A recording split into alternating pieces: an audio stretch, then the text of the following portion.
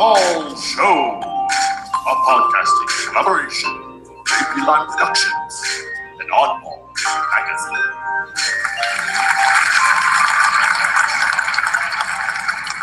Greetings, all you numerators and denominators. This is indeed the Oddball Show. My name is Prof. I represent the Boston hip-hop hot dog stand known as JP Line Productions, and I'll play the narrator in this 1 hour's traffic of our airwaves. To my right, your left, is the original arbiter of all things odd, my co-host, founder and editor-in-chief of Oddball Magazine, a fiend for free verse. Say hello to Mr. Jason Wright. Hello, everybody. Thank you for joining us today. We have a great show. I'm excited. What's up, buddy? Not much. I was building some IKEA furniture this fine afternoon. That I had started a couple days ago and realized that I had messed up two of the pieces, so I had to fix that. You started with the table and ended up with the chair? Have you ever built IKEA furniture? There's like this little silver thing that you put in there, and once you get it locked in, you can't take it out or you destroy the furniture. You have to take it out with a screwdriver. It's like the perfect key. It just holds everything together. Oh, my God, it's awful. So I was like, why is this thing not working earlier? And then I'm like, oh, it's because I put it in backwards. Yeah. also my Adventures in furniture building. Yeah, that was basically it. And then my wife said that, have you been wearing that shirt all day? And I was like, yeah, you like it? She's like, been inside out. So I'm like, oh, people at work could have told me that my shirt was inside out, but they didn't. So they were like, yo, that dude's stylish. That dude knows what's going on. No, I guess, that is the style, right? Right. It is now. Right. Word. Great. Anyway, all right. Well, today. Sorry, that was just two things the IKEA furniture. No, sounds like an exciting day, bro. Well, I did some good work today. It was a good day, fun day. All right. Yeah. How about you? How are you doing? I'm good. I'm rip-roaring and ready for a good podcast, man. I'm excited for this one. So it was one I've been looking forward to for a couple. We actually have a couple. We mentioned this one a couple podcasts ago because we had somebody who has a loose connection with our guests. So we'll come back to that in a second. But first, okay, go ahead. We are joined tonight by someone who's made his name as an MC in the most classic sense of the term. Skilled and practiced in the art of keeping the energy moving, you can catch him Wednesday nights in Salem as the ringmaster for the Rec Shop Movement Open Mic and a frequent contributor to the Subwhite Cypher on Sunday afternoons in the Downtown Crossing T Station, which we were just... he joins us tonight to give his opinion on the Massachusetts hip-hop scene and where it's headed next. An actor, rapper, and the crown prince of charisma. Please give a warm Oddball Show welcome to Mr. PSA. Welcome. Bro, holy shit. Do you want my job or no? Hell yeah, man. I'm gunning. Damn, bro. That was an intro like nobody's business. I don't think I've given an intro that dope. Jesus. Holy shit! You got a lot of talents, man. We got to talk about all the irons you got in the fire. So I got to give proper credence. So I do appreciate it. Great thing, and then I just go and talk about what I did today. So that's how we start. It's good. It's contrast, man. It's contrast. That's right. You got to have a little bit of sweet and a little bit of salty. It's perfect. Yeah. That's right. Well, welcome. Thanks for being here, man. We really appreciate you taking the time tonight. I know that you are a busy individual. We're very intrigued and interested to talk to you about a bunch of different things. So thanks for taking the time. We appreciate it. No, thanks for having me, bro. Honestly, I truly appreciate it, bro. Honestly, I don't think anybody wants to talk to me. They're afraid of what I might say. But you guys aren't, so that's dope. That's dope as hell. We have no fear, man. We're on the internet. We're on the internet and on our own platforms, man. There's nothing to be afraid of. Exactly. We run the world. Who That's run right, the world? We do. We do. Hell yes. But yeah, what's going on, guys? What's popping? On the docket tonight, I definitely want to. We were talking in pre-show a little bit. We want to weigh in on this debate that's actively going on social media and other places about the Boston hip hop scene. Joyner Lucas made some comments, I don't know, like a week and a half ago, and then some Boston hip hop heads like Dart Adams have weighed in, and there's been a debate going on. So I want to come back to that in just a second. Before we do, though, I want to give people a little background into who you are and what you do. So I mentioned the open mic. We mentioned in the intro, host of Rec Shop. We'll talk about that in a little bit. But how did you get started? What's your start with hip hop and as a performer and host? Where does that come from? Okay, so my start with hip hop, that's the love of my life. Outside of my kids, I love my music. I love my hip hop music over everything else. To say where I got started, I would have to say probably 11 or so, maybe like 9 or so. I was with my cuz brother. I call him cuz brother because we were like cousins who lived in the same house, but we were more like brothers. So brother. started with him doing raps, and like he was always good at putting music together, and I was always good at remembering things. So there came a time where like we would do a talent show, and we had all the dance moves down. I was kind of like, I was a pip, so I was just in the background, like just dancing. But I would always know his rap verses. So he would like mess up, and I would just come out the cut and drop the rest of the verse. And he would get mad and beat me up later for it. you were a hype man at 9 years old, but you were a hype man waiting to be the star. Yeah, you know what I'm saying? Baby Flavor Flav. That was me. Baby Flavor Flav. So, you know what I'm saying? You know what I'm saying? I just had a baby clock, just a little baby clock. Baby clock. Yeah, like. But yeah, that was back in Cambridge, yo. When I was, like I said, like maybe 9 or like 10 or 11, and from there, my mom moved me out to the North Shore area, where I think she moved me out to the North Shore to keep me out of trouble. Hey, mom, guess what? Got in way more trouble on the North Shore than anywhere else in life. Yes, I did. In a little town called Beverly, Massachusetts, a little bit in Salem, a little bit in Lynn. Yeah. City of Sin, Lynn. Well, no, it's the city of Win now. Shout out to the man Justice Bourne and the food truck emporium and everything they're doing out there. We'll get into that in a little bit. Right on. Lynn is no longer the city of sin. It is the city of winning and love and peace and unity. There's mad things happening out there. I like that. But yeah, for my start with, so I would say that I got into entertainment because it started as an entertainer. I've always been cool and good at putting words together rhythmically. I call it rap conversations. So I would leave the bar sometimes when I lived in the Point when I was like a little bit older, and like I had always like freestyle with friends, and there was like one point in time where like I was like 15 or 16 where like I had a shot to do like real music, and I really just didn't like the direction it was putting me in because it was isolated. It was like, yo, put me in a basement for 8 hours and I need you to write 10 songs. And I was like, no, I'm a kid. I want to go play video games, kiss my ass. So that ended up not working, and I just kept on. I would constantly always freestyle. Like I'm the type of person that hears something on the radio and I feel like it could be a little bit better, or I hear somebody spitting something and I feel like they can do a little bit better, so I do a little bit better. I just want, and I'm not saying that I'm the best rapper out there. I am not by any means. There are many rappers out there that can probably see me in any type of battle. I don't battle. I just love music, and I know what good music should sound like, and I know that hip hop was always about telling stories. So when it comes to telling a story in hip hop, I can tell you any story. I can tell you what happened to me yesterday rhythmically with no beat. With the beat didn't matter, and that just cried out to some people. Mainly my man ST Nack. Shout out to the Tragic Ally himself. We were working at a collection agency. This could never be too off. Forget it. I already let the cat out the bag. Damn. We were working at a collection agency in Beverly, which if anybody who lives on the North Shore knows, you got like 3 things you can do. You can work at a supermarket, you can work at a collection agency, or you can work at a collection agency. And that's what you did. So we worked at a collection agency called, I think it was like Nelson. No, not Nelson. It was Paul Coleman and Associates. We won't even talk about the type of crazy things that happened in that place. We'll just say that place doesn't exist anymore. And me and ST Nack became other people. Well, ST Nack was already somebody else while he was there. I actually heard him freestyling on the back patio on break one time. And I was like, dog, that's dope. He was like, yeah, this is what I do. And handed me a CD. And I was like, word. Yeah. He was like, yo, you rap? And I was like, I don't rap. Like, I freestyle. Like, I have fun with it. And I spit to him. And he was like, yo, you got to come down to the Freedom Cypher at Culture Dynasty. Let me interrupt you just real quick. Just for reference, what time period is this? This is 2000. This is circa 2007, 2008. All right. Circa 2007, 2008. That's when that happened. And then so we went to the Freedom Cypher at Culture's Dynasty in Cambridge. And yo, it was like out of this world craziness with just freestyle killers. Like I was hearing people spit bars and I was just excited, like, yes, finally somewhere to go and just have fun and spit and nobody's judging you, and it's dope. And while I was there, I met this ginger ninja by the name of Justice Bourne, and that's my ginger ninja.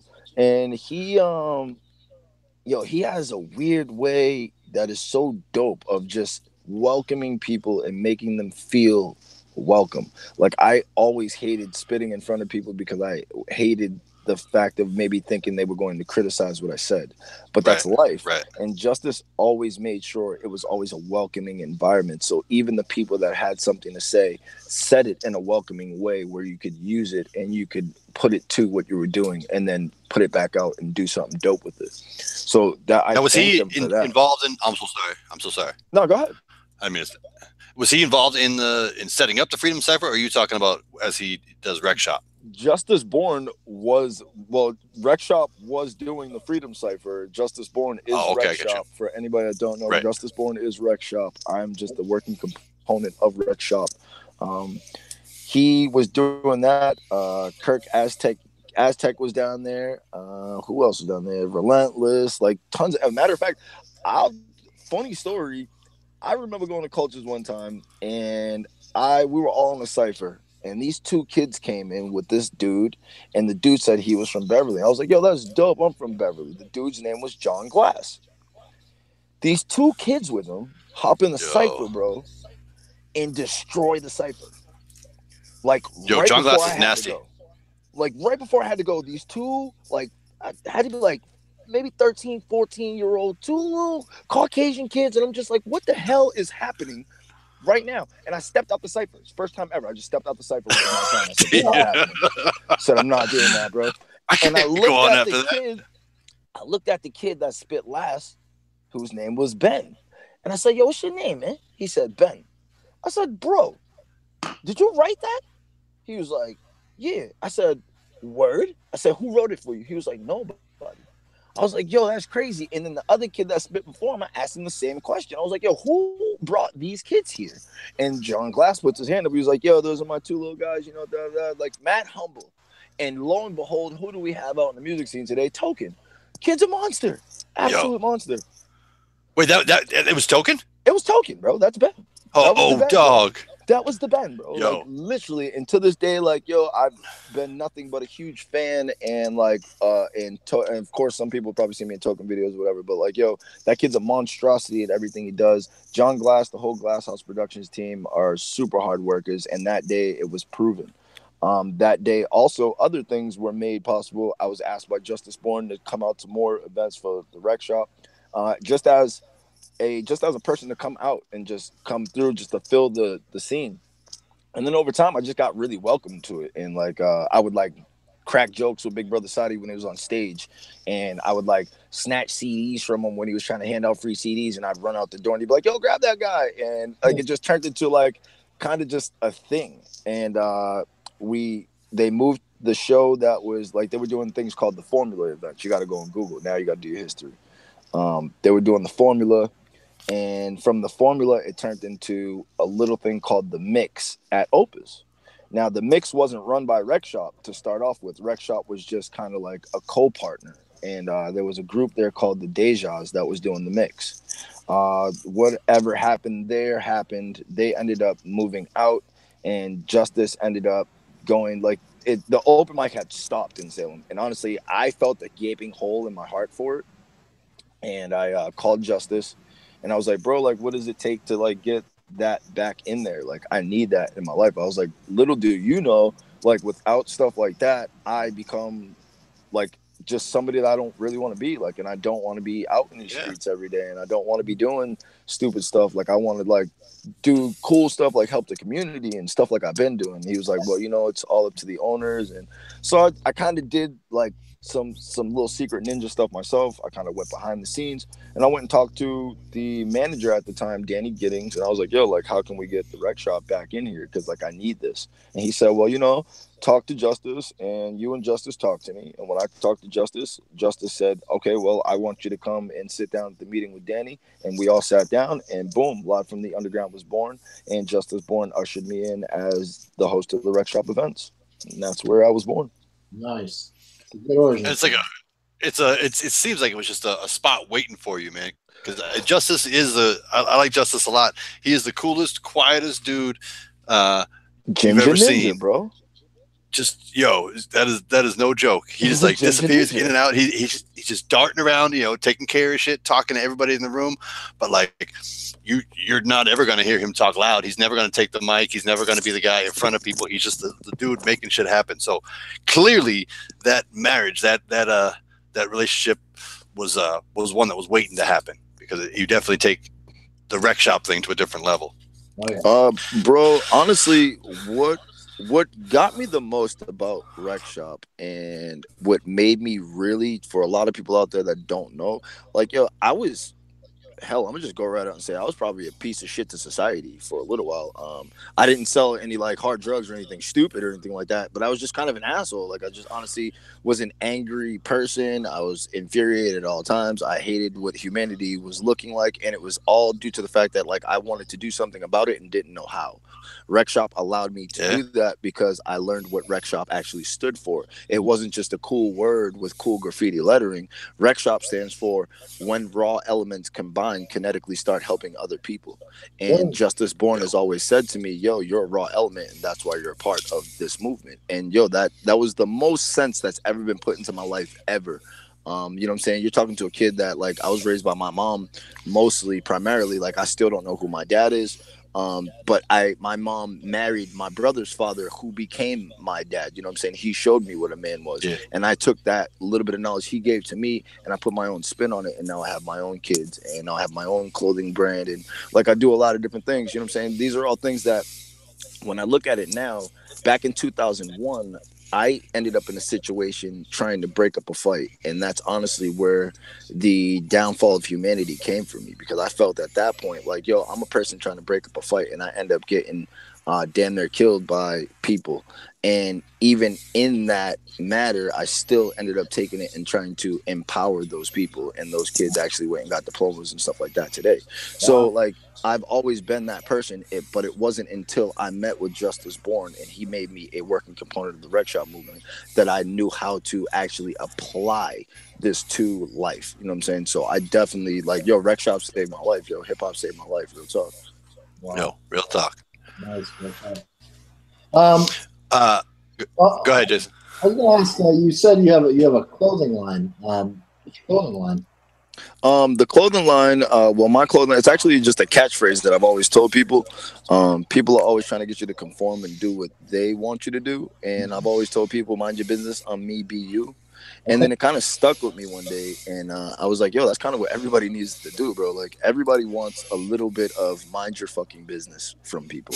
Everybody wants you know what I'm saying? Everybody wants their own peace of mind. But at the same time, kids are now conforming to be people that they would never know to be. The truest statement that I've ever said out of my own lips, and it kind of took me aback when I said it, when somebody was like, that's dope. And I was like, I can't believe I just said that. Like, damn, that is dope. Is, we are all born into this world without knowing who we are at all. Yeah. We're given a name. We're showed how to do certain things. We're shown a certain way to live life, and that's it. That's all you know. At what point in time are you actually you? We spend so much time trying to abide by the laws and make sure we're a working part of society that we never really get to figure out who we are. It's like, if you Sister Act 2 was a movie that I always stayed true to. And Whoopi Goldberg said in that movie, if you wake up every morning and you want to be a dancer, then you're a dancer. Y'all woke up every morning and I was an entertainer. I never had any joy in my life other than seeing the smiles on my kids' faces when I do cool stuff for them, and the smiles on crowds of people that don't know me from a hole in the wall, who before probably had like a tight chin and didn't want to smile at all, but now they're all goofy and laughing and have a good time. That makes me feel dope. That's my rec shopping superpower, as Justice Born would say. You know what I'm saying? Yeah. Superpower, and it is it's something I'm fascinated by, because it's not. You obviously have natural charisma, but it's not like you have to work at that. You have to work to be that good with moving a crowd. It's not a natural talent for everybody. It's something that is specific to you, and it comes from a place, obviously, that you were just talking about like wanting to bring out the best in everybody. And I can see you as you move around the crowd, like you're trying to bring out the energy and the best in everybody. And I think it's a fascinating way to make your way in hip hop. That like not everybody can do that, and you're a necessary component for an open mic, for any live scene. You know, we need a person like you to keep the energy moving, to be the center. And I don't know, it's a unique position, and I think it's fascinating to watch somebody like that. That's how you're making your way, you know. Hell yeah. Nah, bro, you know what I'm saying? It's nice to be, it's, for me, really, it's nice to be appreciated for something that I swore I was going to end up in trouble for, like, all through school. Like, I was the class clown. I was that dude, you know what I'm saying? I was, for years, I was always told, be serious, act your age, not your shoe size. And now, look, I act my shoe size constantly, and I have fun doing it and seeing other people have fun doing it. But at the same time, can still have an intellectual conversation with anybody if you want to. We can talk about debates, we can talk about the war. Right. I'd rather not. But, you know what I'm saying? There was things that, like I said, we don't know who we are because we're too busy trying to be the name we were given from the time we were born. Take a little bit of time to get to know who you are inside, and I guarantee you'll love your life a little bit more. You know what I'm saying? That's super dope. I'm me, be you. You damn right. That you damn right. On Facebook and Twitter, and go get yourself an I'm me, you, be you. I'm me, be you sweatshirt. Don't play around. You know what I'm saying? You can definitely holler at me. You know what I'm saying? I'll be giving some away at the shows that are coming up. We'll talk about that in a few, though. Well, let's get into that in just a second. I want to talk a little bit. We were just talking about how important open mics and what a fundamental part it is of a hip hop scene, that to have a place where you can go and you can spit and not worry, you know, to put out shit that you're working on, or that, like, you know, to go judgment free and feel like you can be, it's a place for art and a place for you to go and do work, is a crucial thing for any music scene, especially for hip hop. A scarcity for sure. Here, and I don't know if it's in every city. Like, I don't know if there's a lot of hip hop open mics in New York or Chicago. I know Chicago has a pretty good open mic scene, but like, do you feel like, I'm trying to use this as a segue to get into talking about the music, the Boston music scene in general. But like, do you feel like there's a scarcity, PSA, of places that you can actually go and try shit and do shit and feel that moving energy? There is, or here, let me phrase this: are there other places that you go that you feel a similar energy as Rec Shop? There are other places I go feeling similar as Rec Shop, but nothing so as inclusive as Rec Shop does. There's just, when you go to a lot of places, and I'm sorry, New England music scene, but I'm about to crap on you like Jordan Lucas did, because let's just keep it 3,000.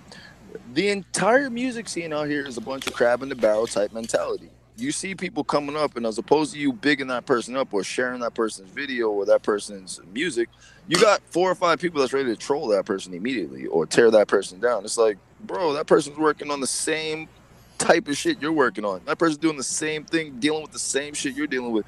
Who the hell are you to come through and tear them down? You know what I'm saying? I don't think there's a scarcity of places that have, I don't think there's a scarcity of open mics. I think there's a scarcity of inclusiveness is what there is. There's too many places that do one thing or the other. As a matter of fact, we were accused of it. The people thought we were just a hip-hop open mic. Let me be the first one to stomp you right out and tell you we're not just hip-hop. I like classical music. I like listening to bachata, tango music. I like listening to reggae music. Shit, I like some country western music. There are some of those little goofy songs, like Kesha. I like banging Kesha from time to time. That shit makes me feel happy inside. What? Music is music depending on who it is and who's using it. Period. That's all that is. I do not listen to Rainbow Boy. I don't fuck with that kid at all. Fuck that. Like, I'm sorry. The kid's fucking annoying and needs to learn some humility and needs to learn how to be humble. And everybody knows what the fuck I'm talking about when I say Rainbow Boy. So Rainbow Dash, change your fucking life and go back to the kid that was wearing that sweater around your fucking neck and take that fucking color out your hair. Stop being a goddamn asshole, fucking up music everywhere. But that's that. The problem with the music scene in general is motherfuckers will accept anything. Anything is fly. If it got a little bit of diamond to it, like, that's what it is. The whole music scene needs to learn how to I'm me, be you, and get original again. because you don't see KRS-One putting a bunch of rainbow dreads in his hair and then throwing a bunch of damn chains on, going blicky with the Nicky Sticky He's not saying no shit like that. You don't see Busta Rhymes, who Busta Rhymes hops on everybody track, bro, and he kills shit. But you don't see him going, me and my bitches is getting this money in the butt. No, he don't know. What the fuck for? That's ridiculous. Shut that shit down. And I'm not saying they're not artists. Sure, you're an artist. You live art in your own way. I'm just saying we really do need to start categorizing shit for what it is. And I put emphasis on the word shit for what it is. That's the category some of that stuff belongs in. Shit for what it is. The beats are great beats. Yes, I bop my head to some of this shit because the beats are nice. But then it's like when they start talking, I'm just like, oh, really?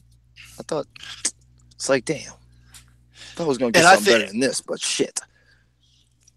That's real talk, and I think that there's a lot of people working in Boston that are really talented artists that probably feel the same way, that like they're getting drowned out by garbage, by like, well, I don't know, not why. garbage. That's a harsh way to say it, but you know what I'm saying. No, it's garbage. You don't have to say it. I'm Mr. PSA. If anybody knows me, I'm gonna say what the fuck I think. The only thing you can do to me to stop me is beat me up or kill me, and I don't think anybody wants to incur those charges for somebody who's not even on that fucking level of people. So just deal with the shit. This, like, yo, it's just, the problem is, yo, I don't give it, yo, any city out there that's listening to this right now, I will come off and say this, and you can tell me I'm wrong, but listen, I love my state, period. I love my side of town, and I will tell you right now, if we all got together as a whole in New England music, or a whole in Massachusetts music, then we'd murder shit. We would take over. There are more bars in Boston, in Peabody, in Salem, in Lynn, in Massachusetts alone, than these fucking meatheads are putting out and getting paid millions of dollars for. You know why we're not getting the millions of dollars for it? We got too much fucking hatred. Hell, we can't even have an artist come from another city over here and show love without getting into a fight or having some shit stolen from him or throwing rocks at his tour bus. Motherfuckers are mad at Joyner Lucas for the shit he said when can't nobody prove him wrong. Nobody can prove him wrong. Yeah. The whole hip-hop scene out here is cliquey as fuck, and it's like nobody wants to work with each other. Everybody, I put a post up earlier today that said, everybody, the New England hip-hop scene is just like this.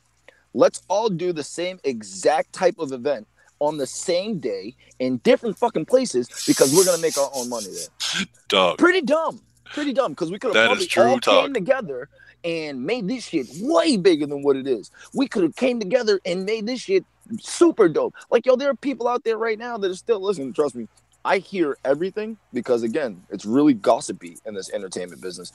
And, like, I don't have nothing to say. Let me just state this for the record. I have no ill will nor any type of qualms with anyone in the entire music scene. I don't give a fuck what you heard. If you have heard anything, feel free to call me. I'm very personable, approachable. I will tell you what the fuck I said if I said it. And I guarantee you can never get the person that told you X and O said something in the same room as that person to say that shit again. That's how this whole works. It's he said, she said. It's fucking high school all over again in the music scene out here. And that's why people are not succeeding to Joyner Lucas's level, but are ready to tear him down for him stating his opinion about something. That's bullshit. It's real talk. That's the name of my radio show. Real talk. Radio, Mr. PSA. Yes, sir. Definitely. It's funny too, because I feel like there's been, maybe it's just the people that or the scene that I versus then, but I used to feel that way real strong when I'm now working with a duo. We're doing Tyler Durden now, me and another guy. But when I was working with my trio for the JP Lime trio, we used to feel that way a lot. We would do some of these shows, and not only would the thing you talked about doing the same event in different places instead of combining forces and supporting, not just that, but like groups would come, they would bring their 20 people, and then as soon as they were off stage, they'd fucking leave. It's crazy. Fucking assholes. And like, yo, they didn't do it in a nonchalant way where it was like, yo, let's just creep out gently. No, you fucking left in a group. What an asshole. Yeah. You're a piece of shit for that.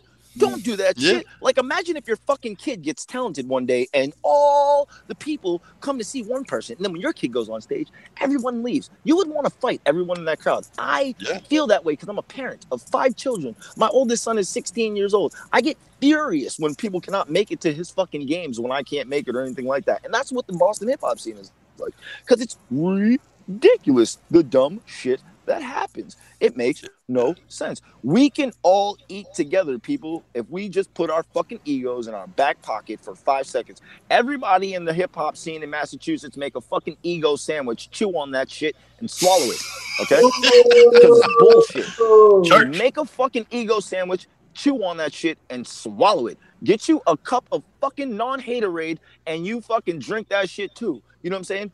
This shit, you gotta stop bullshitting out here, Boston. We gotta stop playing these fucking games. This shit is getting a little bit ridiculous, and like it's too much. It's too much. Like, yo, you know the most hurtful shit ever.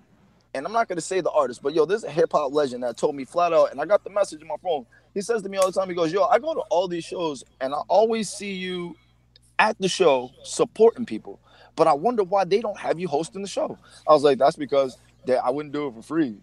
Right. Or I said some shit like, yo, can you take care of my drinks and my food? And then they look at me like I'm crazy, like, yo, well, you know, I don't really have a budget for that. But bro, you're having people pay $10 to $15 for a ticket or $5 for a ticket. You can't kick me $75 to $100 to make sure I fucking get there and back home. Like, nah, bro. People don't want to pay for talent. They want you to give that shit for free. Everybody wants hip hop in Massachusetts. Everybody wants you to be their EBT card for bars. Please come through and slide your card and give me free bars. Like, nah, bro. Pay people for their fucking talent, bro. And the worst thing people could ever do, the other shit that pisses me off is like, right now with one of my artists, my man Zafir, you know what I'm saying? And he's actually doing the show on May 11th that I put together with, shout out to Justice Born Again, because he threw me the reins on that, bro. He didn't have to do that shit. He put mad trust in me and said, bro, you run these events and you put these events together, and that's what I'm doing right now. And, yo, I did, you know how everybody's mad, because I had mad people hit me up. The minute it was announced that Akrobatik and Termanology is going to be the same place in Salem, mad people hit me up. And honestly, the acts were already picked months ahead of time. And they were acts that continued to support no matter what the fuck ever happened, period. Right on. They were acts that continued to come through when there were 5 to 6 people in the crowd, period. And they got their own following. And they never, none of the artists that are on the bill have ever, from my eyes, have walked out of the building when another artist has touched the stage, period. That's how I did it. I did it on support based. That's how I picked artists for what's going on. The same way my mentor and founder of the Rec Shop movement has done it for years. I pick it upon support. Who is really out here trying to make sure things stay afloat in this hip hop scene, or are you just trying to get here, get your shine, and be gone? Because that's not what it's about, bro. We're here to procure hip hop because hip hop heals, and that's what we're trying to do. And as long as there's a breath in my body and Justice Born, that shit's gonna happen. Period. So yeah, I got mad shows that I'm putting together right now. I got tons of slots. Is you supporting or not? I don't need no money from nobody. I ain't asked nobody. You can talk to all these artists one for one. I ain't asked none of them for a dime. I had people ask me, yo, how much do I got to put to do this and do that? And I said, nothing. Are you serious? Don't fucking say that to me. That's ignorant. I would never. Dog, that's another part of the old model is the pay for play, selfish, you know, like you got to put up money to play and sell so many tickets. I mean, I guess that's good because that puts money in the promoter's pocket. But I mean, if that's a lot of pressure to put on your artists rather than just having them come and play and then working that shit out.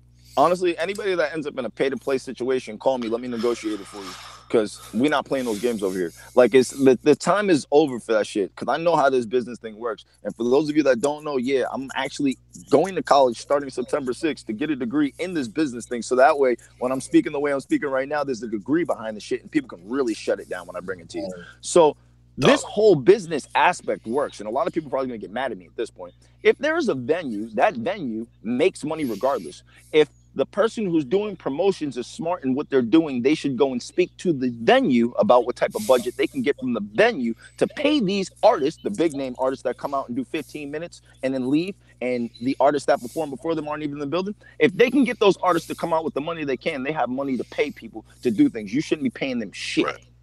Period. Right. Sorry, you should not be paying. If you're going to a Jadakiss concert or a fucking Wu-Tang concert and you're performing, you should not have paid to fucking open up that slot. They should have hooked you the fuck up. Yes, I said it. They should have hit you with the slot and said to you, bro, I need promotions and hustle out of you.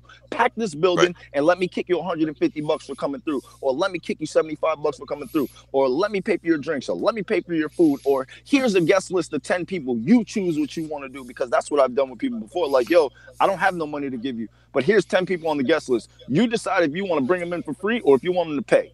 That's what you do. Period. You keep that money. You figure out what you want to do. That's what we need to do out here. It doesn't take a lot, like what you're saying. Short money, but enough to show that you respect the artist, that you respect what they're coming to do, and that you're not just out to make a quick buck for yourself, but to try to make the scene thrive.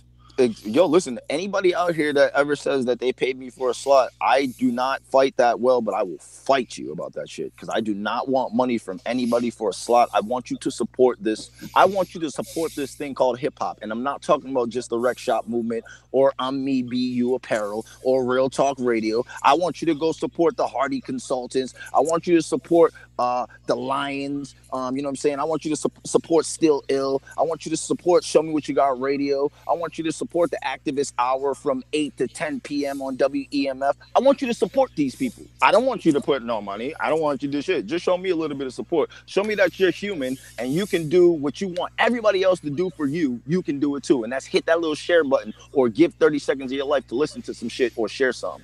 Everybody needs to stop being so chinsy out here with the way they act, bro. It's really cheap and tawdy. It's really like, honestly, I'm gonna just come right out and say it. We acting like a bunch of bitches out here. We acting like a bunch of bitches. That quote's going out on Twitter. We acting like a bunch of bitches out here. Everybody is so quick to go tear some shit the fuck down, but who's really trying to work with people? And then you got the nerve, and then some people really got the nerve to be like, well, I ain't doing nothing for no money. That's the fucking problem now. That's why you ain't getting no money. Because you really, like, you know what I'm saying? Like, stop, bro. There are mad people out here, and I ain't gonna say no names, but there are some people out here that just don't have it like that, bro. And yeah, you may be a nice MC, but your attitude's a piece of shit. Or, like, your fucking beats might suck. Maybe if you went and linked up with all the other people you keep shitting on, you might have some flawless shit, too. We might be able to take motherfuckers like 62 with the rainbow hair the fuck out the game. Like, what are we doing? Like, let's look at the fucking hip-hop scene right now, bro. Look who has the fucking gauntlet right now. Everybody needs to stop bickering and bitching and look at who's holding the fucking cards out here. Look who's holding the cards. Look who's really sitting in those high positions to be like, play that, don't play that, play that, don't play that. Right now, we're arguing over Chun-Li or some other shit that I still ain't heard neither one of these shits. The fuck, are we serious? Ain't nobody heard King Koopa by Dutch Rebel? You can't beat me like I'm King Koopa Super Mario level. What y'all know about that shit? What y'all know about it? What y'all know about Edo G? Fucking pioneer of hip-hop. Stop this bullshit, bro. Gonna go out here and get rainbow-colored hair and put on some red-bottom shoes you couldn't afford, just like you can't afford your fucking rent. Fuck out of here. People need to stop faking and fronting, bro. I keep it real as fuck, because I don't have a problem telling anybody, no, I don't really have a place to live. No, I don't always have a lot of money in my pocket. No, I don't always eat. But I'm going to continue to fucking grind and do what the fuck I got to do for me and mine and everybody else out there that I say I'm going to got your back for. Period. Wow. Got to be real with your words. Not a word of lie. Got to be real with your words out here, people. Because trust me, anybody ever approach me and ask me about some shit, I tell you what the fuck I said to your face, and I don't give a shit. Call everybody that said that I said it, and we all get in the same room, and I'm like, I sure the fuck did. I sure the fuck did. Period. I sure the fuck did. My mama didn't raise no fool. She damn sure didn't raise no punk. So, you know what I'm saying? Just ain't shit happening out here like that, bro. Like, we need to stop.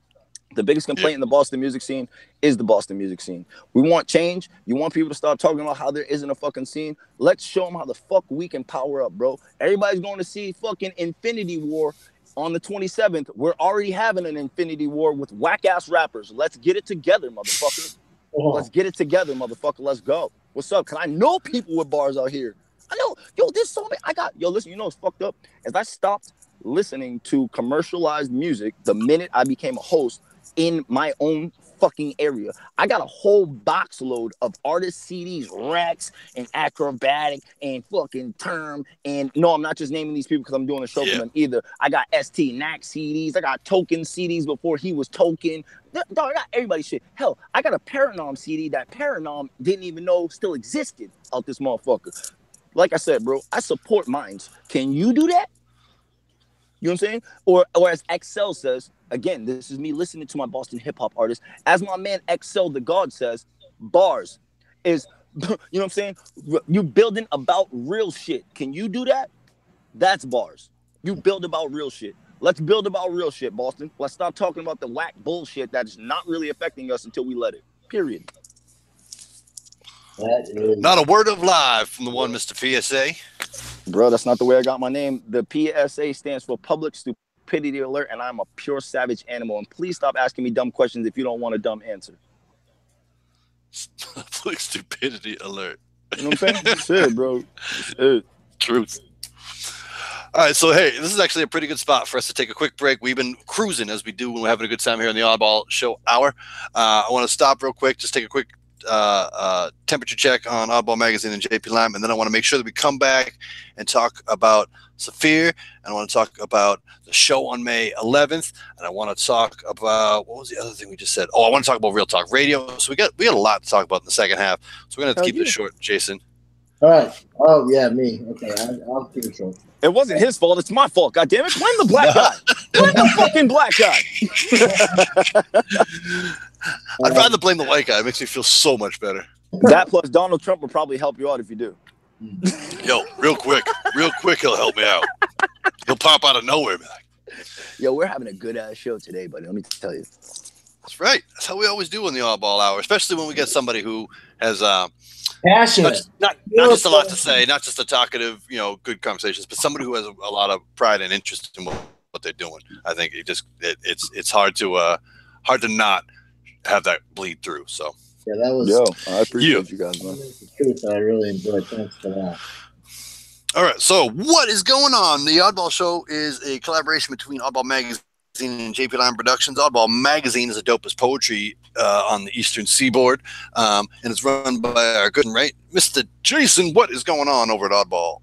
So today at Oddball Magazine, we had the Epic Autism Review with Flemings Bowman. He wrote about his feelings on the Boston Marathon bombing from a few years back, revisiting it, how he feels. Really good stuff by Flemings today. Today you have my Jagged Thought 220. That's my 220th Jagged Thought. It's called Day One on Zyprexa, which is about being on Zyprexa. Okay. All right. There is the great poem by Caleb Coy that was also published today, with photography by Jennifer Matthews. Yesterday we had the comic strip The Odds by Bill Harvey, which is a great comic strip from Bill. We had the poem by Luis Lazaro Tallorina with Poetry Network by Luis Lazaro Tallorina. That's really good. We had our friend Greg Von Teague back with feedback. He was talking about Slough by Naked Giants, which is a music. I don't know. Greg writes all these great things on music. One of my favorite, Wise Words with Bruce Wise. Bruce had on Friday, he took his name and took a different character and wrote a bunch of poems in different characters. He does that every week, and it's great. Then we had Liza Zayas, and she had a great poem from the Underground Garden called When Sirens Serenade You Dance. And then we had Bamboozle No More on that same day with Janet Cormier, The Mountaintop versus Saying Same, followed by It's All One Thing with James Van Loy, Repugnant ID with TR's Big Stick. You can check that out. And then finally, a poem by KG Newman with photography by Glenn Bowie, and also a great poem by Brendan McCormick with more photography by Luis Lazaro Tallorina, which brings me back to Jagged Thought 219 from last week, and that is what is going on at Oddball Magazine for last week. Dog, I'm always blown away by the number of really talented contributors you guys have, and just the sheer volume of poetry you guys put out. It's really it's pretty something to see. Yeah, shout out to Chad. He really does a lot of good work with the Oddball Magazine, and shout out to all our columnists. They do fantastic jobs, and thanks for contributors. And if you guys want to contribute, you can check out our submission guidelines. We're always looking for new poetry. If you have any art or anything else, please send us poetry or art to our submission guidelines. We'd love to have you. So that's what's going on at Oddball Magazine. What's going on with JP Lime, Prof? Oh, let's see. Well, over at JP Lime, we are your world with a crunchy hip hop center. We are a Boston hip hop group. Right now, I am part of Tyler Durden, a duo. Me and my bass player friend are Tyler Durden. So coming up later this week, I've been a little slow editing it, but we got some video from our show out in Worcester at the Raven, so we're gonna get that up for you. But we also always have at JP Lime all of our music, both through Spotify and iTunes. You can get it right there on the site. And right now, you can see our video for what you need. Our music videos are right up there at the top right of the site.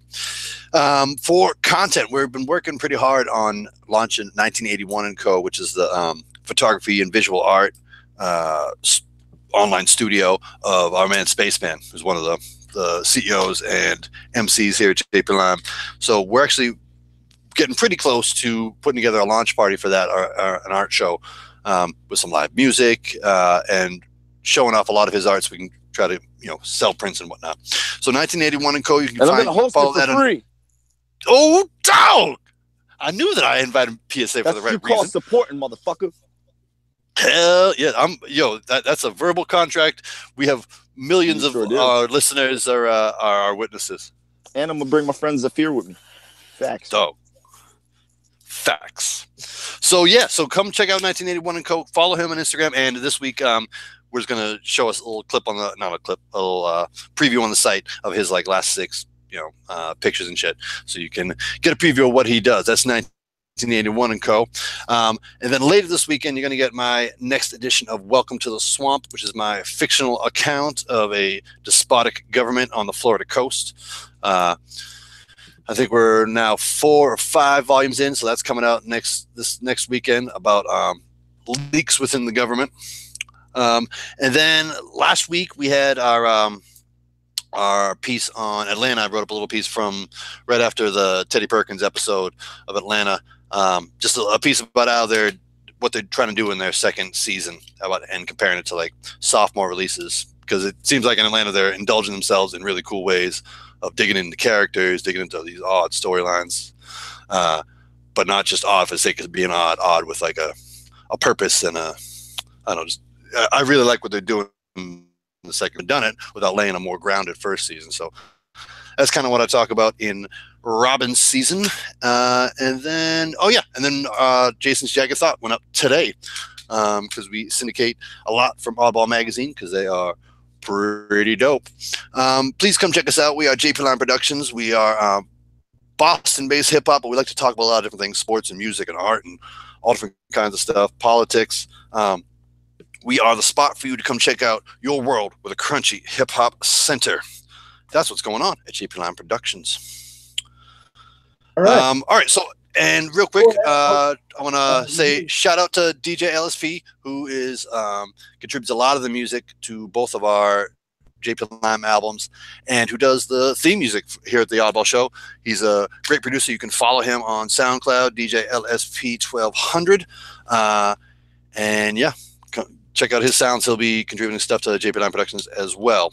And then lastly, I just want to say that the Oddball Show runs on iTunes, Stitcher, SoundCloud, YouTube, and both of our respective sites. So please sign in through YouTube and come leave us a review if you like what's going on here. If you're enjoying some of the people, the very talented guests that we've had on the show, come leave us a review and tell us what you like, or tell us what you don't like, or tell us what you'd like to see or hear.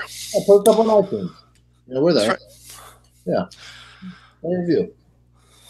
All right, so that's what's going on. That's who we be. That's who the Oddball Show is. Let's get right back into it because I don't want to waste any more time not talking to PSA.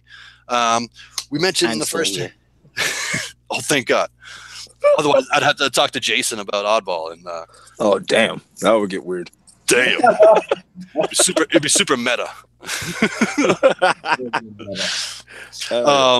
But in the first half, we mentioned the May 11th show, and I want to make sure that we kind of mention it in passing. I want to mention how cool the shows is going to be and some of the other acts besides those big names that we just mentioned. Who else is going to be on the show?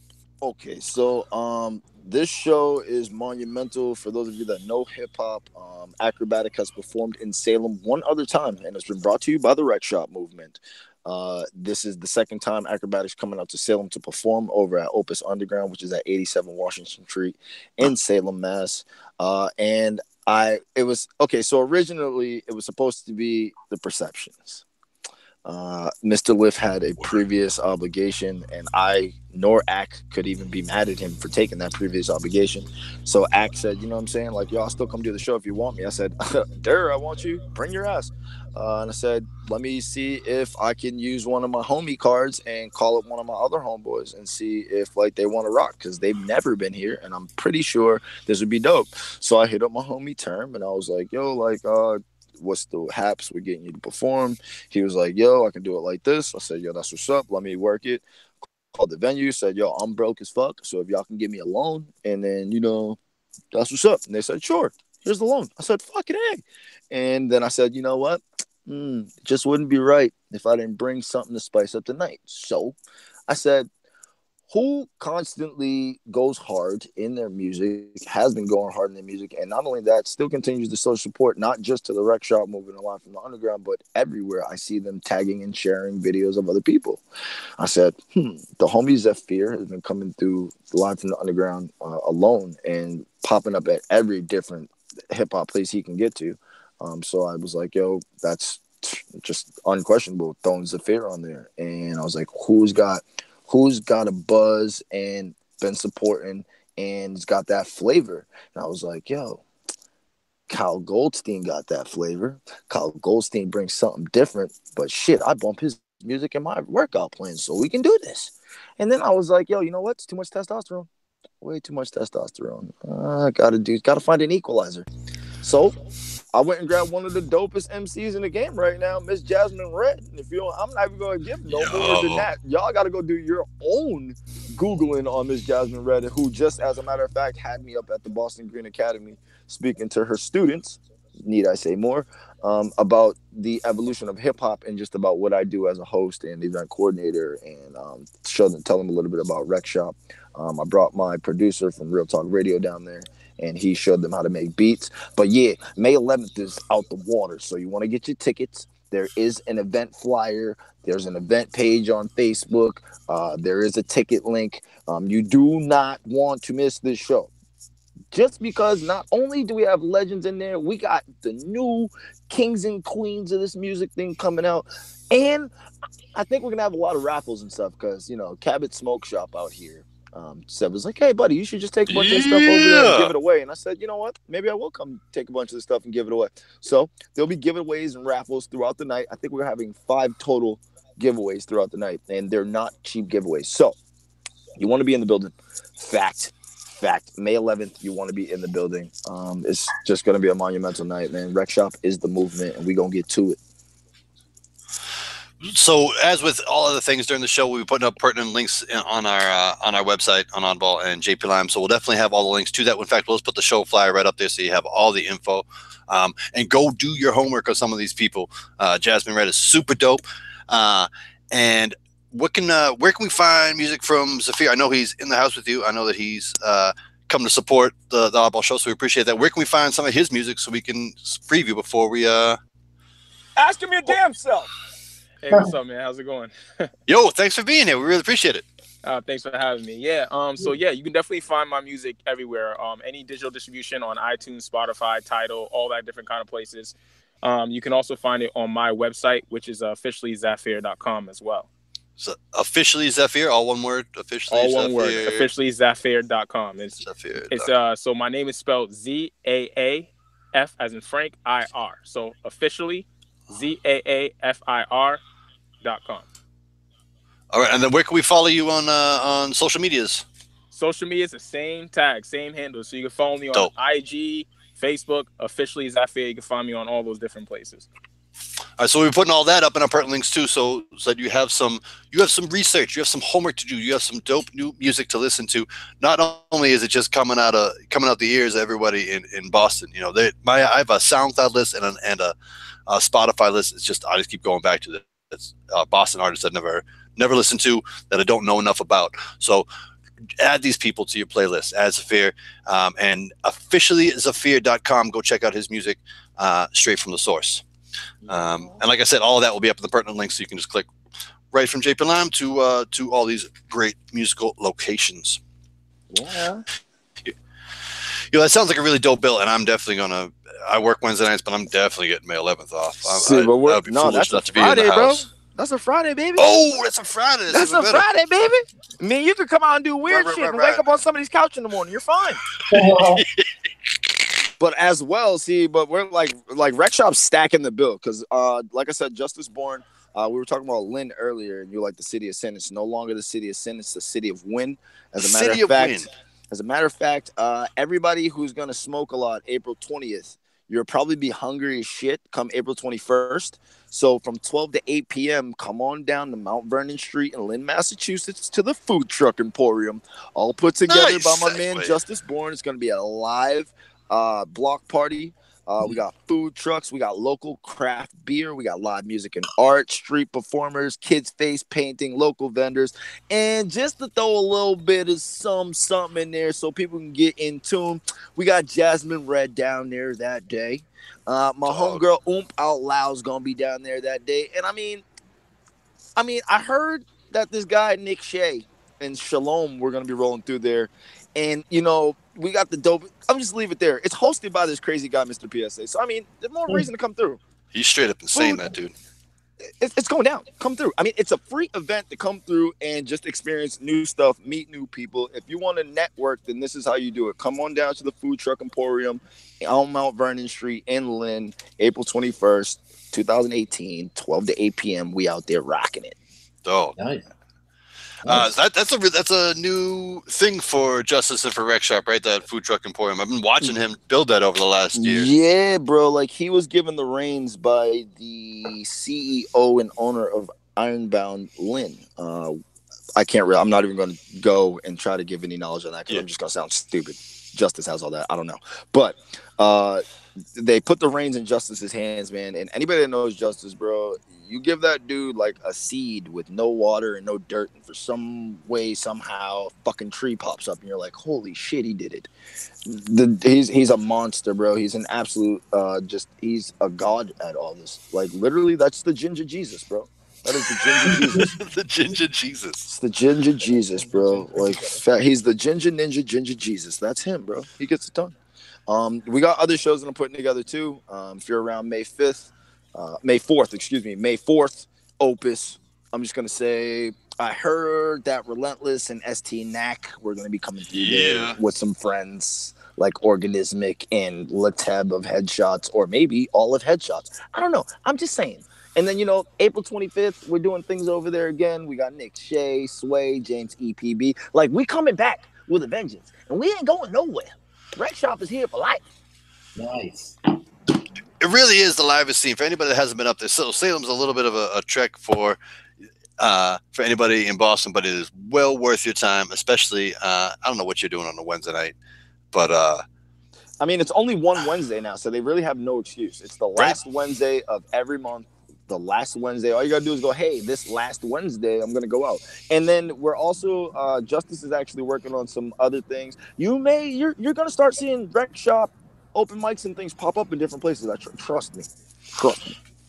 But no matter where they are, it is certainly worth your time and to go be part of the, to me, the livest music scene around. And I don't, that's not just a platitude. Like we were talking earlier in the show, it's an inclusive, super live scene. Just, a lot of people hanging out and enjoying some really great local music. And if you are any kind of hip hop artist, you should definitely come and grab the mic at from Rec Shop. All right, so let's see, 1, 2, 3, 4 shows. All that information is going to be up in the pertinent link section. The man is out here working, folks. I'm working for you guys. Come be in attendance. Be in attendance. Just want to see people have fun together, like a family. It sounds great. It sounds like there's a lot of stuff going on, and it looks good. It looks great from here. Yeah, bro. JP Lime, when you guys get there, holla at me. We getting drinks. Right on, brother. You too. Thank you. Thank you very much.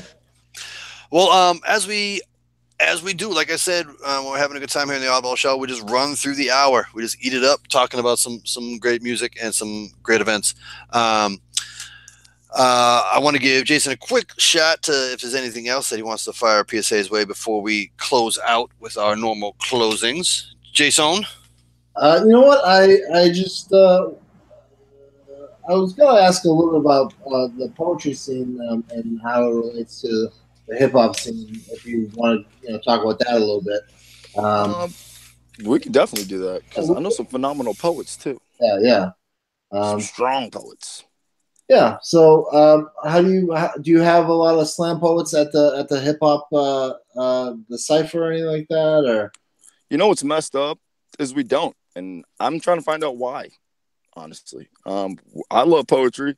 There's a poet by the name of Michelle La Poetica. She's got a poem out there called The Hustler's Poem. That's like a poem that spoke true to my life. It actually brought me to tears one time.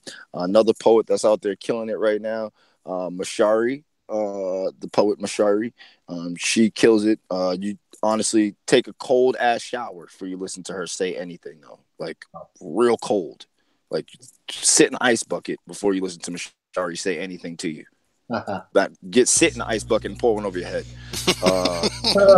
But yo, as a matter of fact, I heard this dude do some poetry too. Duke Karan did some poetry from Glass House. He's a poet. Walnut Street Cafe. I believe it's Mondays and Tuesdays at Walnut Street Cafe in Lynn. Yeah. Michelle La Poetica does poetry night over there. But we want you to come to the last Wednesday of the month every month too, because I love poetry. We want diversity. Bring us your difference. We want it. Bring it. Right. So you hear that? Put in Boston. Come to all the stuff that PSA's got going on at this month and beyond. And check out PSA. He's got a lot of stuff going on. So yeah. So I guess we're winding down the end of the hour, Prof. I thought maybe you'd want to, talk to PSA about the list of 10, maybe. I don't know. Yeah, I think that would be an excellent idea. Yeah. Okay. I mean, who could have seen it coming? That's how we would end the show. But yeah, I think it's a perfect way. So before we get into that, this has been the Oddball Show. We're having a great time. If there's any any pertinent information will be up in our pertinent links section. Please come check out those links. Please go see these events, and please bless yourself with some new music in your ears, because it's coming right up from under your feet. It's coming from your local scene, which is very much alive. And what it really needs to burst out is just more cohesiveness, more support, more people going out and supporting their other local artists who are super fucking talented right now. Right now in Boston, there are just it blows my mind. There are talented lyricists, and they're out there. They're just doing it. They're pushing and they're grinding. So go be an audience member. Go support. Oh yeah. All right. So Mr. PSA. Yep. Even though you have no idea what you're in for, are you ready for the list of 10? Let's get it. List of 10. Here we go. So the list of 10 is a little questionnaire I put together. It's based upon James Lipton's questionnaire at the end of Inside the Act Studio, which is based on some other French dudes' questionnaire, and so on and so on. Here we go. Number 1 of the list of 10. The list of 10. What time and place would you like to be if not here and now? Bro, I need to be in Harlem around the first filming of Shaft. What's up? First filming of Shaft. I'd say that's probably the most specific answer we've ever got, and that is golden. I know I would be a bad mother. Shut your mouth. Shut your mouth. I know I would. Number 2, what is the greatest advice you've ever received?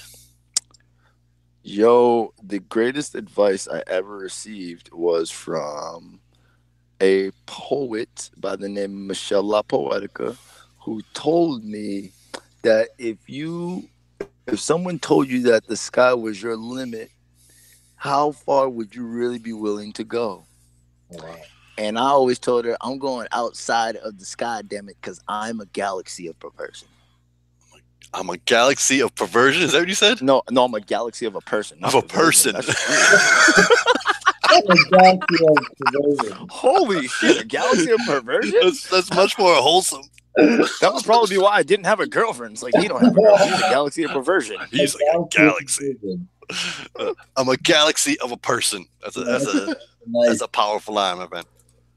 All right, number 3. What would your superpower be? Oh, if I had a superpower, it would be to go fast. go fast. Okay. I want to go fast. Oh yeah, that would be me. I want to go fast. I want to go fast. I want to go fast. Legit. And is it running or is it flying? No, running. Nobody wants to fly. Ain't nobody flying. Hell no. I'm running. I literally just want to run onto camera and snatch Donald Trump's wig off and make sure I give a smile so that when they ran back to slow mo, they see me do it. Just like, and kept on going. It'd be dope. Snatch that. I'm pretty sure that thing is alive. I'm pretty sure that it thing would probably bite the shit out of me. Yeah, dude. It would probably bite the shit. Probably a muskrat. It's just like, like 2 rows of teeth. Holy shit. Yeah. All right, number 4. Like David Biggie or Tupac? Ooh. Oh, that's fucked up. That's fucked up. That's really fucked up. That's fucked up. That's fucked up. I can't even plead the fifth out of this, can I? Oh, you shit. Welcome. You can answer however you want. Oh, damn. They're both good. You know, I mean, we got bars and we got heart. That's how I look at it. Bars Yo, I'm gonna have to go with Tupac. Yeah, I'm gonna have to go with Tupac. Right. Only because Tupac lived a certain way. Biggie spoke about a certain way. And I respect Biggie for telling the hood dude's story, and I respect Pac for telling it and living it, although he didn't have to. But I respect Pac because, yo, at the end of the day, any man who has a mother who's a single mother and you listen to Dear Mama and you don't come to tears, you's a piece of shit. Right. So, yeah. Tupac all day. Tupac. Nice. Number 5. Who is your favorite person? Oh, my favorite person? Damn, can I pick 5? You could, yeah. For you, 5. My favorite people are Lamar II, Liana Maria, Anissa, Darian, and Dante. It's my favorite people. Those are my kids. Can't nobody be better than them ever. Nice. I fully believe that. My first is about to turn a year old, man. I know how you feel. Just be careful, because once they get 8, shit comes out of their mouth where you think you can hit a child. Don't do it. There's laws in place to have you fucked up. Don't do it. Don't do it. Just bite your tongue or some shit. Put your hands in your pockets. All right, I'll take that fatherly advice. Number 6. What is your quest? Yes. This is going to sound weird to some people, and then to others, they'll know exactly what I mean when I say it. Yo, I just want to be the Martin Lawrence / Bernie Mac / Chris Tucker / Red Fox / Richard Pryor of this thing called hip-hop. When it comes to hosting, I just want to be the best of the best of the best of the best, so nobody else can even test. You know what I'm saying? That's it. Period. Nice. This thing. I'm writing that one down. Thanks, bro. That's it. Like that's who I would be. Like Richard Pryor had a certain way about his comedy where he didn't give a fuck. That added to my public stupidity in this. So did Martin Lawrence. Martin Lawrence didn't give a fuck. And one of the truest statements in comedy was said by Richard Pryor: there ain't shit in comedy that you can hide. There is no secret lives in comedy. There is no closed doors or hidden fucking tricks. Like, it's all out there, period. It's all or nothing. That's super dope too, because I think I always find stand-up comedy to be like a super frightening and really courageous art form, because it's just you and a mic. Like, there's nothing, there's no backdrop, there's no band, there's no other shit. It's just you. So you're either gonna completely bomb or they're gonna love you, just you. You're gonna be receiving all of that. So I think it's actually not too dissimilar, like to what you do. You know, it's just you and a mic. That's really, you know, there's a lot of other stuff going on. There's artists and there's a DJ and all, you know, there's a whole scene, but it's you and a mic when you're hosting. So hell yeah, bro. That's all it is. Like, honestly, for me, the highest point of like me doing like any of like my stand-up material on a stage was like one night at Opus. And it was just like weird as fucking there. It was like one of those nights where you're like, what is going on right now? It's weird. But I like told mad jokes, and I was just cracking hella jokes like left and right. And I got off the stage and went to go get my drink. And this older lady like walked up to me with her like her friends and her husband. And they all looked at me and they go, you know what? And I said, what? They go, you are white people funny, so you're gonna make it. Oh shit. I hope.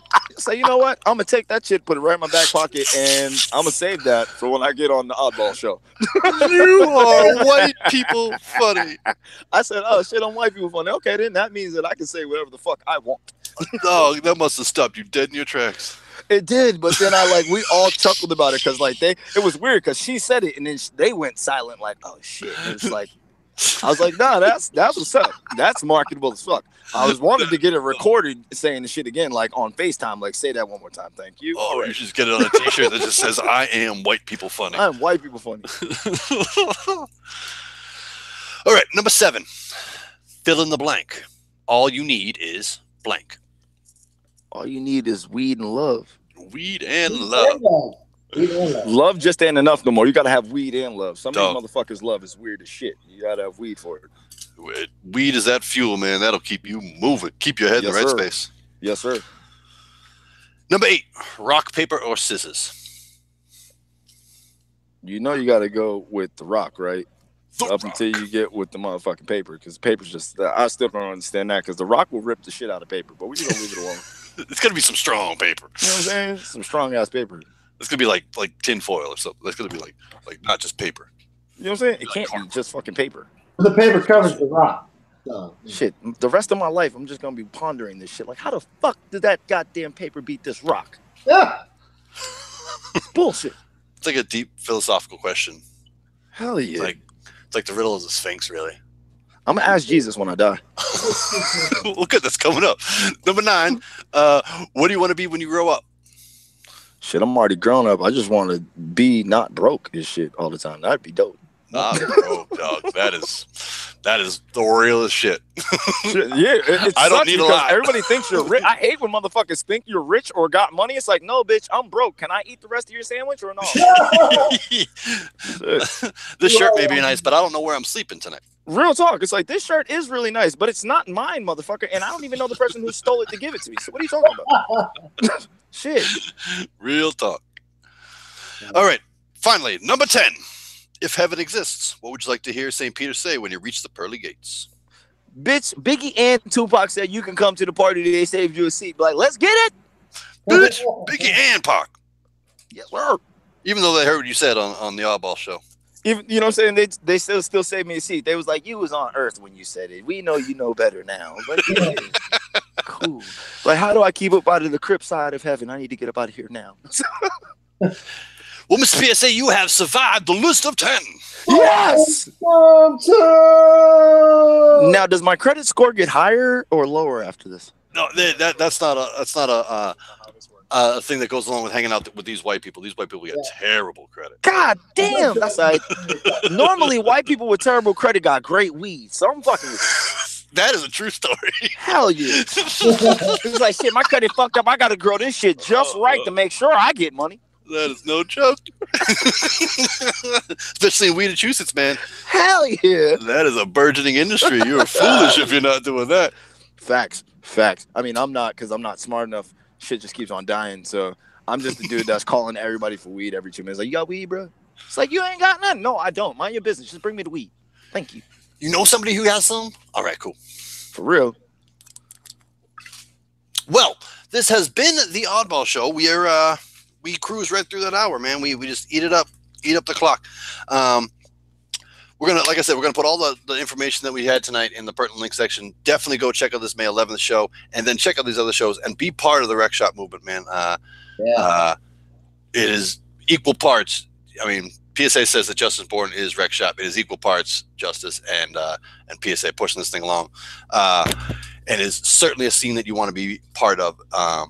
The Boston hip hop scene is alive and thriving.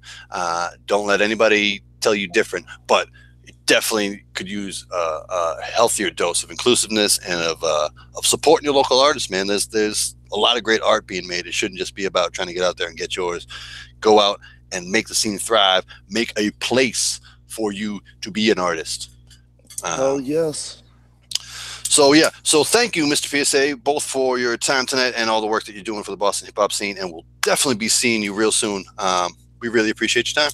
Word life, thanks, boys. I appreciate you guys, and as always, Rec Shop movement. Yes, All right, so we're going to close out tonight, as we do most nights, with Jagged Thought from Mr. Jason Wright. Jagged Thoughts are his weekly column that runs every week at Oddball Magazine. We also syndicate it at jplineproductions.com, so go check that out. Mr. Jason, how you feeling? Oh, pretty good. Not bad. You know, I'm on a new med. It's called Zyprexa. So I wrote a poem about it called Day One Zyprexa. Not as rhythmic as my old stuff, but you know. Anyway, thanks for being on the show, Mr. PSA. I really appreciate you being on there and everything.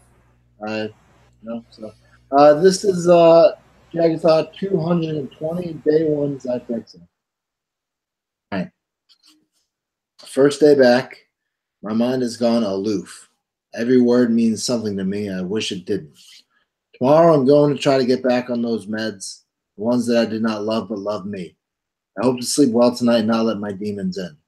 Last night my mind said something to me. It scared the shit out of me. I want to live, love, and work better, bolder, stronger. Not this nightly give and take of sanity and sake. Not forsaken, not forgotten. Just different now. I guess it's a baker's dozen, and I only have so many eggs to break. I will beat this. Walk through the haunted halls of each psych ward walls. I can beat this. I think, therefore I am. But I wish I didn't at all. And that was Jagged Thought 220, Day One, Zyprexa. And that was tight, man. Thank you. You know, that was tight as fuck. I'm still here. Oh, really? You like that? Hell yeah, I did. That shit was dope, bro. Thanks so much. That shit's dope. Yeah, I gotta say, with this new med, I haven't been as creative, but you know, before about 2 weeks ago, I was barely able to write at all because I was on a med change. So I'm just kind of climbing back to where, I mean, I usually am much more energetic, but you know, I'm glad you like my poem, guys. So thank you so much. Mr. PSA, it was a real pleasure having you on the show. Thanks so much. Yo, again, thanks, guys. I really am humbled by this, bro. Again, just like I tell everybody all the time, bro, just continue to be you, bro. I'm going to be me, you be you, and we'll all be straight together. Facts. Awesome, Facts. Man. All right. The Oddball Show is a collaboration between JP9 Productions and Oddball Magazine. Please come check us out at our respective websites and follow us on social medias at JP Lime on Instagram, Twitter, and Facebook, at Oddball Magazine. And I am Dr. Prof Esquire, so please come say hello. And yeah, leave us a review. We've done all these shows, and you know, you gotta review us, because you know, we've had a lot of people on the show. You just gotta do it. Oh shit! Before we go, PSA, we didn't mention 2 shows ago we had Paul from Bloody Hammer from Honky Holocaust on. The funniest shit, because we had him on, and we had my buddy Colgan, who was in Honky Holocaust. Nice. He came on and he talked a little bit, and I was watching it as to get ready for the show, and I was like, oh shit, is that PSA? Get the fuck out of here. And like 5 different roles in that movie. It's fucking dope. My first movie I was ever in, I played like 4 different people. What's up? Yo, it was super tight. I was like, wow. Yo, it's mad funny. There's so much history in that fucking movie. It's hilarious. Oh my god. And he's a cool dude, man. I like Paul a lot. Actually, Paul, here's some history for you. Paul McElarney was actually one of the very first shows I hosted back at Rap and Roll 2013. Boom. Dog. Wait. What did he do for a show? He put together a show. He put together just like a big ass show for like all the people that were in the movie. And like it was supposed to be just like a big hangout, but then it just turned in. He got some acts in there, and we had a big ass bar. And, like, it was dope as fuck. It was dope. Tight. Like, it's crazy because I met so many artists there that I know today, and I bet you they don't even remember that shit like I do. Yeah. Well, shout out to Paul and Ungovernable Films, man. Yeah. Hell yeah, Ungovernable Films. Yo, the Honky Holocaust. The Honky Holocaust. For those of you who haven't heard that podcast, go back and listen to the Paul McElarney podcast. It's a really good show, and go check out his work, man. It's an interesting genre of film, but certainly not unentertaining, and it'll give you something to think about. It's dope. Go watch that shit for sure. All right, Jason, take us on out of here. All right. Thanks again, Mr. PSA. And we'll see you in 2 weeks with I can turn, baby. I can turn. Back and term. May 5th. I mean, May 11th. Yes, sir. All right, we'll see you. Later, boys. All right, peace out. Peace.